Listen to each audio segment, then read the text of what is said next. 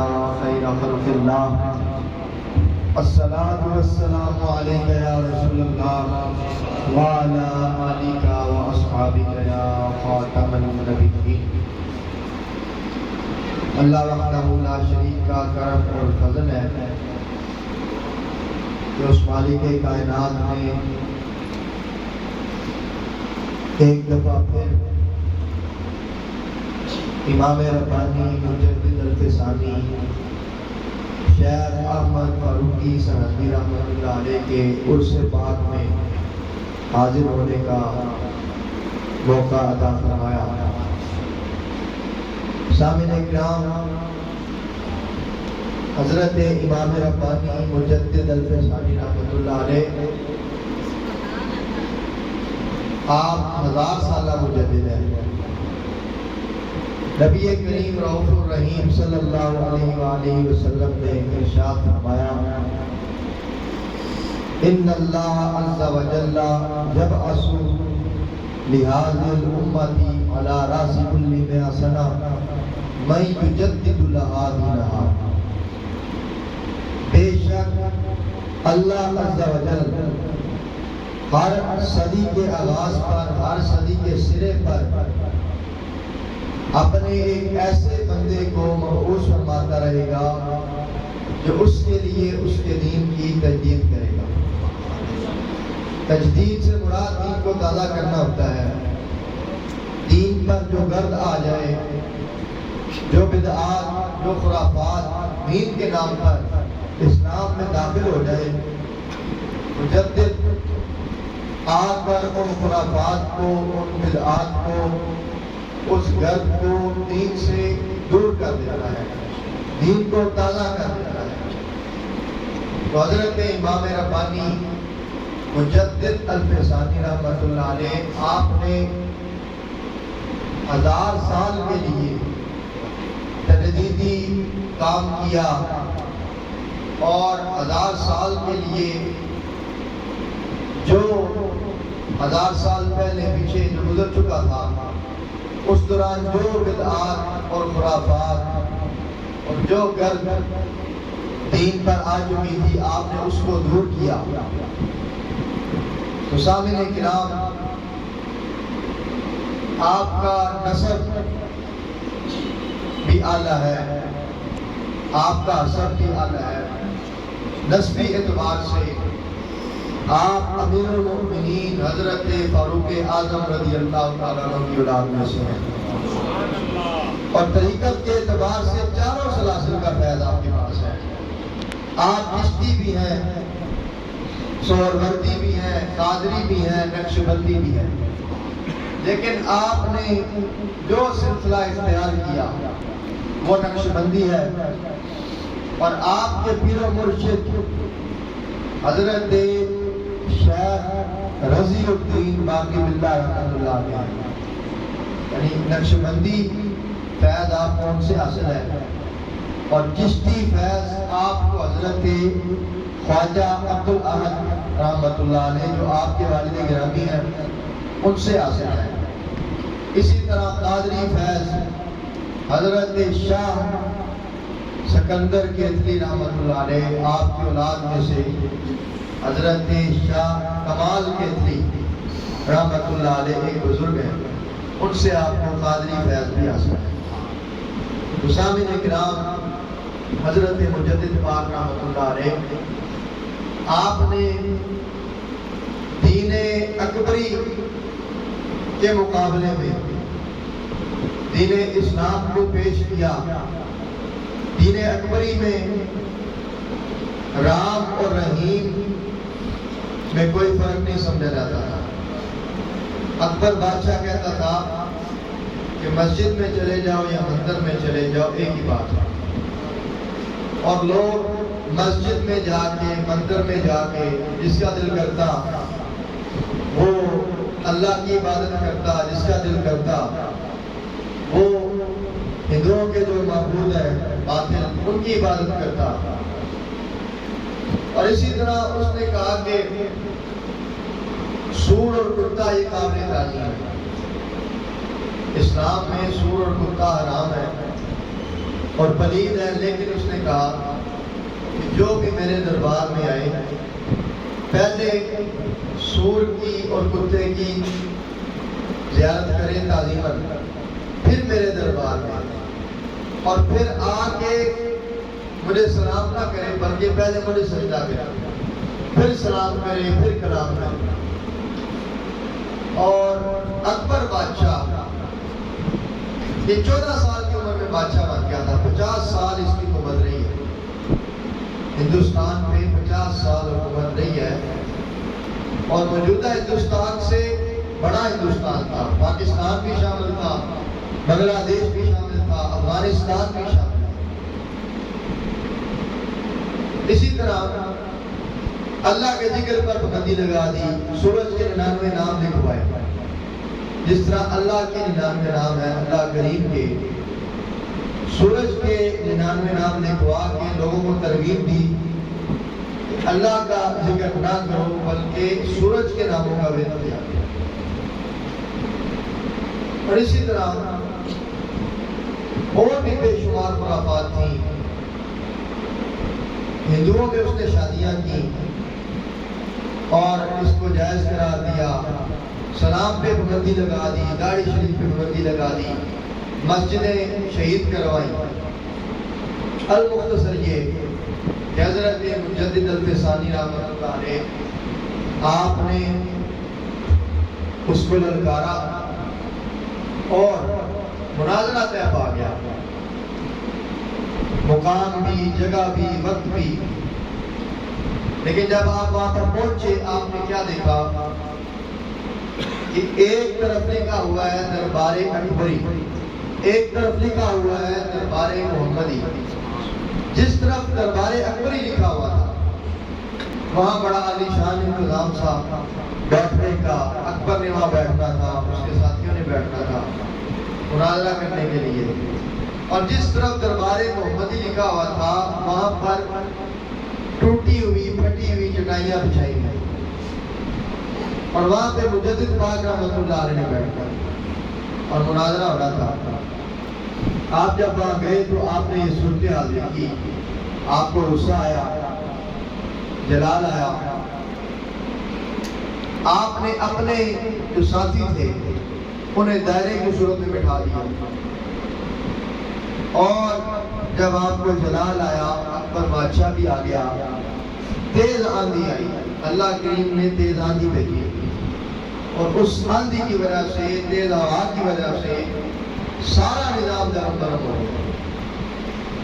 جو وہاں پر اس وقت کے مطابق انتظام تھا، کرسیاں تھیں، جو بھی تھا، تخت تھا، اور جو تمبو وغیرہ لگے ہوئے تھے وہ سارے اکھڑ گئے، اور اکبر بادشاہ کے ماتھے پر آ کے ایک بانس لگا، جس کی وجہ سے وہ زمین پہ گر گیا اور زخمی ہو گیا، اور مناظرہ جو تھا وہ ملتوی ہو گیا۔ المختصر یہ کہ اسی زخم کی وجہ سے وہ واسطے جھڑ ہو گئے۔ سامعین کرام، اس کا بیٹا جہانگیر وہ پھر بادشاہ بن گیا۔ جہانگیر بھی مختلف خیالات کا مرکب تھا، دین الہی پر یقین رکھتا تھا، یعنی اس کے اندر دین الہی کے اندر کچھ باتیں ہندوؤں والی تھیں، کچھ باتیں مسلمانوں والی تھیں، کچھ باتیں عیسائیوں والی تھیں، مختلف مذاہب کو اکٹھا کر کے ایک دین بنایا گیا۔ اور اکبر بادشاہ نے جب یہ دین نیا بنایا تو اس وقت اس نے مختلف مذاہب کے رہنما بلائے، ہندوؤں کے پنڈت بلائے، مسلمانوں کے علماء بھی بلائے، اسی طرح بدھ مت کے جو رائے ہوتے ہیں انہیں بھی بلایا، مختلف مذاہب کے لوگ، حتیٰ کہ اس وقت ابھی انگریز یہاں نہیں آئے تھے، انگریز اس وقت یہاں نہیں آئے تھے، یورپ سے اس نے پادری بلوائے اکبر بادشاہ نے، اور پھر اس نے ایک نیا دین اور ایک نیا مذہب ترتیب دلوایا جسے اس نے دین الہی کا نام دیا۔ تو جہانگیر جو تھا وہ بھی اسی کا جانے والا تھا، اسی دین پر قائم تھا۔ تو جہانگیر کو کسی نے کہا मुजद्दिद पाक रहमतुल्लाह अलैह के बारे में कि ये तुम्हें सजदा नहीं करेंगे, तुम्हें सजदा करने के कायल नहीं है, तुम मेरे दरबार में बुलाओ और इनसे अपने आप को सजदा कराओ। अल मुख्तसर ये कि जहांगीर उसने आपको बुलाया, आप जब गए तो आपने देखा कि एक रास्ता है जहां पर इंसान खड़ा होकर अंदर नहीं दाखिल हो सकता, उस रास्ते से आपने अपना सर दाखिल ना किया बल्कि अपने पांव दाखिल किया। क्यों दाखिल किए? अगर आप सर दाखिल करते तो आपने इस कदर झुक जाना था, मालूम नहीं होना था कि आपने सजदा कर दिया। आप झुके ना, आपने पांव दाखिल किए और अंदर दाखिल हो गए। और सामने किराम, जहांगीर ने आपसे कहा कि आपने मुझे सजदा क्यों नहीं किया? आपने कहा कि सजदा सिर्फ अल्लाह करीम की जात को करना चाहिए, इसलिए मैंने तुम्हें सजदा नहीं किया। अल मुख्तसर ये कि जहांगीर ने आपको कैद करवा दिया, ग्वालियर के किले में कैद करवा दिया। ये जेल थी जहां पर बादशाह बागियों को कैद करवाता था और बड़े बड़े डाकुओं को कैद करवाता था, चोरों को, बड़े बड़े लुटेरों को कैद करवाता था। वहां आपको कैद करवा दिया, आपने वहां भी हिम्मत ना हारी और 3.5 साल तक आप वहां कैद रहे। आपने मेहनत की, वहां अजान दी, जेल में आपने अजान दी और वहीं आपने नमाज पढ़ाई, वहीं आपने अजानें देनी शुरू कर दी, नमाजें पढ़ानी शुरू कर दी, तबलीग का सिलसिला शुरू कर दिया। 3.5 साल तक आपने वहां मेहनत की। बड़े बड़े डाकू, चोर, लुटेरे और गैर मुस्लिम वो तायब हो गए, हिंदू मुसलमान हो गए, डाकू तायब हो गए, चोर तायब हो गए। अल मुख्तसर ये मुजद्दिद पाक रहमतुल्लाह अलैह आपका असर जो सल्तनत थी, हुकूमत थी, उसमें भी था। खतूत के जरिए आप उनके साथ राब्ते में थे। अफगानिस्तान जो उस वक्त हिंदुस्तान का सूबा था, उसका गवर्नर मुसलमान था, आबद खान उसका नाम था। वो आपका अकीदतमंद था, मुरीद था। और भी गुजरा हुकूमत में ऐसे थे उमरा जो आपके अकीदतमंद थे, आपके हुए थे। अल-मुख्तसर ये आबद खान ने बगावत कर दिया, अफगानिस्तान के गवर्नर ने बगावत कर दी और जहांगीर को गिरफ्तार कर लिया एक रवायत के मुताबिक। और जब उसे गिरफ्तार कर लिया, मुजद्दिद पाक को खत लिखा कि हुजूर आप तख्त पे बैठ जाएं, उसको तो मैंने गिरफ्तार कर लिया। आपने इनकार किया। और जहांगीर की एक बेटी थी,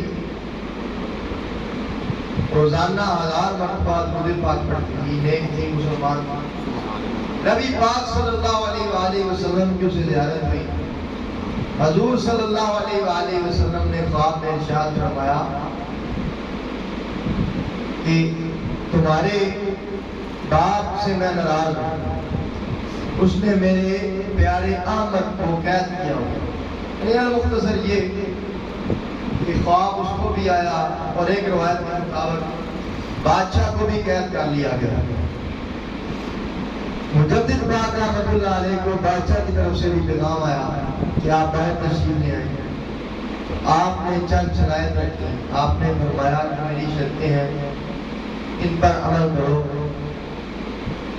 शर्तें क्या थी? आपने फरमाया कि बादशाह अपने बातिल नजरियात से तौबा करे और अपने हाथों से खुद गाय ज़िबा करे। गाय की कुर्बानी पर पाबंदी थी, गाय को ज़िबा करने पर पाबंदी थी। आपने फरमाया ज़िबा करे खुद। जहांगीर ने खुद अपने हाथों से गाय ज़िबा की, तौबा की, गाय ज़िबा की। और आपने फरमाया ऐलान करे कि आज के बाद पूरी सल्तनत में शरीयत का निफाज हो। उसने ऐलान किया। आपने फरमाया जो जो आपने फरमाया था। आपने फरमाया कि जो मस्जिदें शहीद की हैं दोबारा बनाने का वादा करे, ऐलान करे और मदरसे खोले, दोबारा जिनको ताले लगवाए। उसने सारी शर्तें मान ली। اور آپ جب باہر تشریف لے گئے، اس کے محل میں تشریف لے گئے، تو وہ خود کہنے لگا کہ آپ تخت پہ بیٹھ جائیں، تو آپ نے انکار کیا۔ آپ نے فرمایا بادشاہ تم ہی رہو، لیکن میرے سے مشورے لیتے رہو، مشورہ تمہیں میں دیتا رہوں گا، شریعت کے مطابق فیصلے کرتے رہنا۔ اور اس کے بعد وہ آپ کے ساتھ ہی رہتا اور آپ کو اپنے ساتھ رکھتا۔ اگر کوئی جنگ کرنی ہوتی، کہیں جا کے کوئی علاقہ فتح کرنا ہوتا، تب بھی آپ کو ساتھ رکھتا، آپ کے مشورے کے مطابق وہ چلتا۔ تو عزیزان گرامی، جہانگیر جو تھا، یہ اس کی جو بیوی تھی وہ ایران کی تھی، ایران کی اس کی بیوی تھی، اور اس کے دور میں لاہور کا ایک قاضی تھا، اس کا نام میرے ذہن میں بھی مستحضر نہیں ہے، وہ رافضی تھا۔ اس نے ایک کتاب لکھی اور اس کتاب میں اس نے صحابہ کرام کی گستاخی کی۔ جہانگیر کی جو بیوی تھی وہ شیعہ تھی، ایران کی تھی۔ المختصر یہ کہ جب اس کا معاملہ عدالت میں آیا، مجدد پاک نے جو اس کا رد لکھا، اس کا رد کیا، اس کی مذمت کی۔ عدالت میں جب معاملہ آیا کہ اس نے گستاخی کی ہے، ثابت بھی ہو گئی، سزا کا بھی اعلان ہو گیا کہ اسے سزا دینی ہے، تو جہانگیر کی بیوی نے اسے کہا کہ اسے سزا نہ دو۔ وہ جہانگیر جو اپنے آپ کو سجدے کرواتا تھا اور رام اور رحیم میں فرق نہیں سمجھتا تھا، مسجد اور مندر میں فرق نہیں سمجھتا تھا، ایک الگ ہی دین تھا اس کا، وہ کہنے لگا اپنی بیوی کو میں نے تمہیں جان دیا، ایمان نہیں دیا۔ اس نے اس کو سزا دلوائی۔ تو یہ مجدد پاک کا فیضان تھا کہ ایک ایسا شخص جو اپنے آپ کو سجدے کرواتا تھا اور رام اور رحیم میں فرق نہیں سمجھتا تھا، مجدد پاک کے فیضان کے صدقے اس میں یہ تبدیلی آ گئی۔ اور پھر اس کی اولاد میں سے بڑے نیک بادشاہ ہوئے، اورنگزیب عالمگیر، جس نے بادشاہی مسجد بنوائی ہے، بڑا نیک بادشاہ تھا۔ اور اس کے بارے میں نے سنا ہے کہ یہ ٹوپیاں سی کے اپنا گزر بسر کرتا تھا، ٹوپیاں سی کے بیچتا تھا، ان سے اپنا گزر بسر کرتا تھا۔ اور اس نے 200 علماء کی ایک ٹیم بنائی، ان سے اس نے فتاوی عالمگیری لکھوایا۔ فقہ حنفی کی ایک کتاب ہے فتاوی عالمگیری، وہ اس نے لکھوائی، اور بھی اس نے دینی خدمات کی۔ جو سب مجدد پاک کا فیضان تھا۔ اگر مجدد پاک جہانگیر کی اصلاح نہ فرماتے تو اورنگزیب عالمگیر بھی نہ ہوتا، اور جو دیگر نیک بادشاہ تھے۔ اور مجدد پاک رحمۃ اللہ علیہ کا فیضان جو ہے یہ پوری دنیا میں پھیلا، شرقاً غرباً، شمالاً جنوباً، ہر ملک میں آپ کا فیضان پھیلا۔ ترکی میں، حجاز مقدس میں، شام میں، ہر جگہ مجدد پاک کا فیضان پھیلا۔ سلطنت عثمانیہ کے جو بادشاہ تھے وہ بھی آپ کے سلسلے کے مرید تھے۔ جو ترک سلطنت تھی اس کے جو بادشاہ تھے اس میں سے بھی آپ کے مرید تھے، آپ کے آگے خلفاء کے مرید تھے، اور آپ کے فیض یافتہ تھے۔ عزیزان گرامی، حضرت مجدد الفسانی شیخ احمد فاروقی سرحدی رحمۃ اللہ علیہ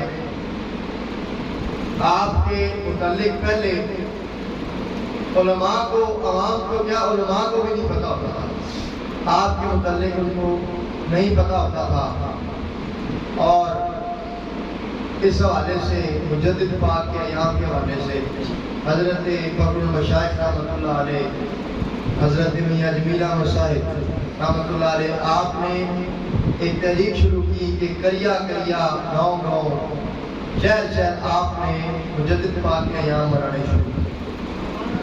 آپ فرماتے ہیں کہ ایک دور تھا کہ علماء کو میں کہتا مجدد پاک پہ تقریر کرو، پروفیسروں کو کہتا تقریر کرو، وہ کہتے ہمارے پاس مواد نہیں ہے، میں آپ کو خود کتابیں لے کے دیتا، مطالعہ کرتے، تقریریں کرتے۔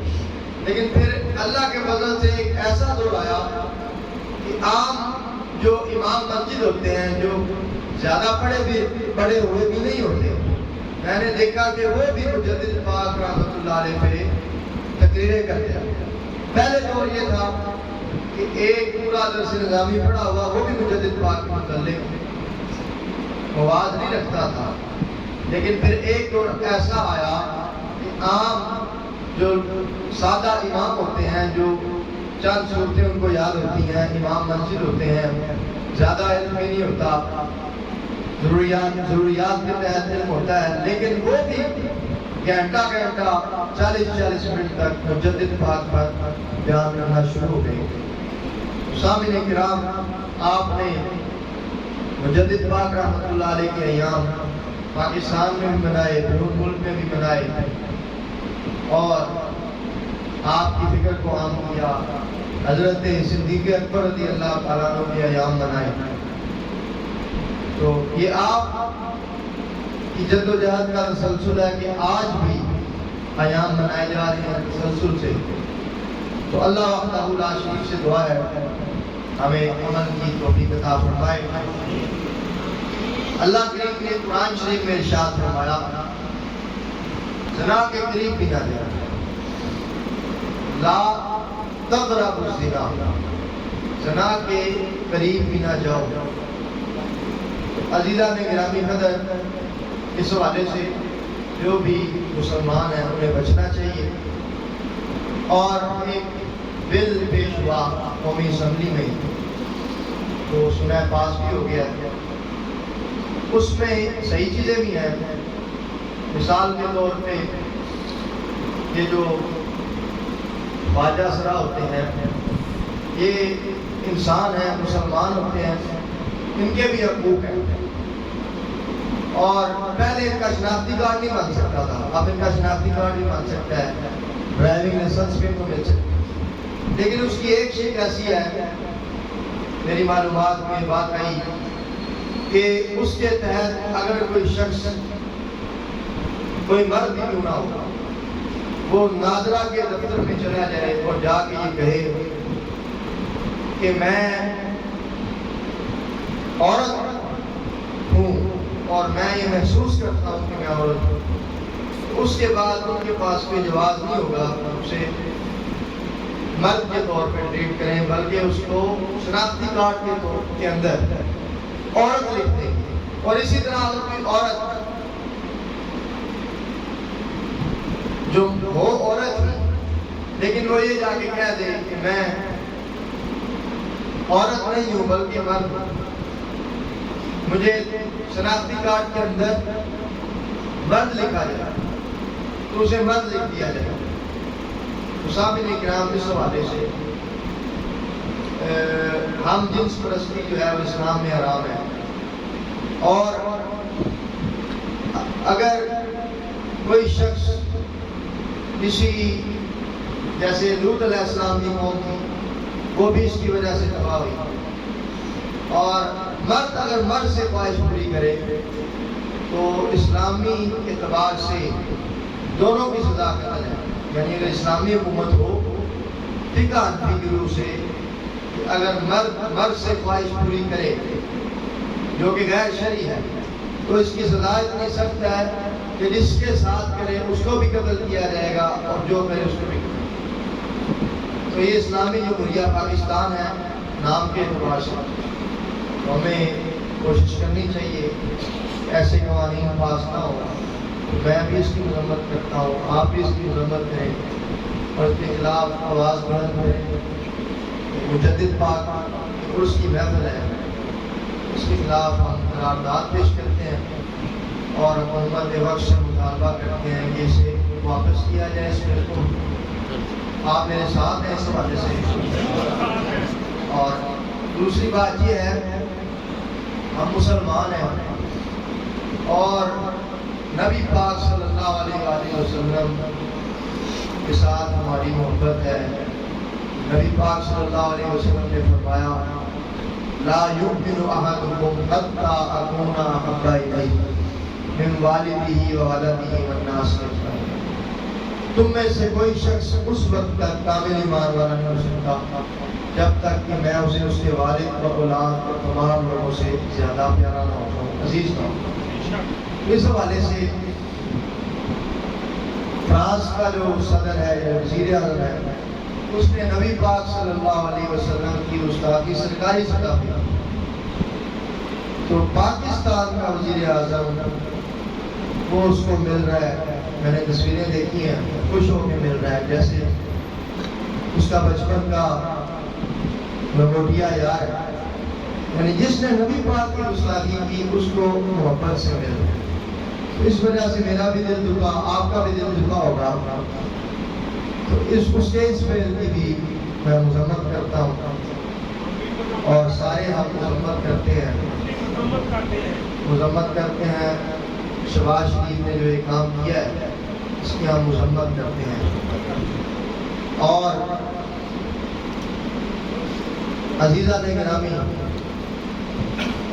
نبی پاک صلی اللہ علیہ وسلم نے فرمایا اگر برائی دیکھو، حدیث پاک کا مفہوم ہے، اس کو زبان سے اس کو ہاتھ سے روکو اگر طاقت ہو تو، اگر ہاتھ سے نہیں روک سکتے تو اسے زبان سے برا کہو، اگر زبان سے برا نہیں کہہ سکتے تو کم از کم اسے دل میں برا جانو، اور یہ ایمان کا سب سے نچلا درجہ ہے۔ تو ہم نہ تو حکومت میں ہیں، کم از کم ہم زبان سے اس فعل کی مذمت کر سکتے ہیں، دل میں برا جان سکتے ہیں، اور اپنی غیرت ایمانی کا ثبوت دے سکتے ہیں۔ اللہ وحدہ لا شریک سے دعا ہے ہمیں عمل کی توفیق عطا فرمائے۔ امام ربانی مجدد الفسانی شیخ احمد فاروقی سرحدی رحمۃ اللہ علیہ آپ کے ساتھ ہمارا تعلق اور مضبوط فرمائے، گناہوں سے بچنے کی توفیق عطا فرمائے۔ وما علینا الا البلاغ المبین۔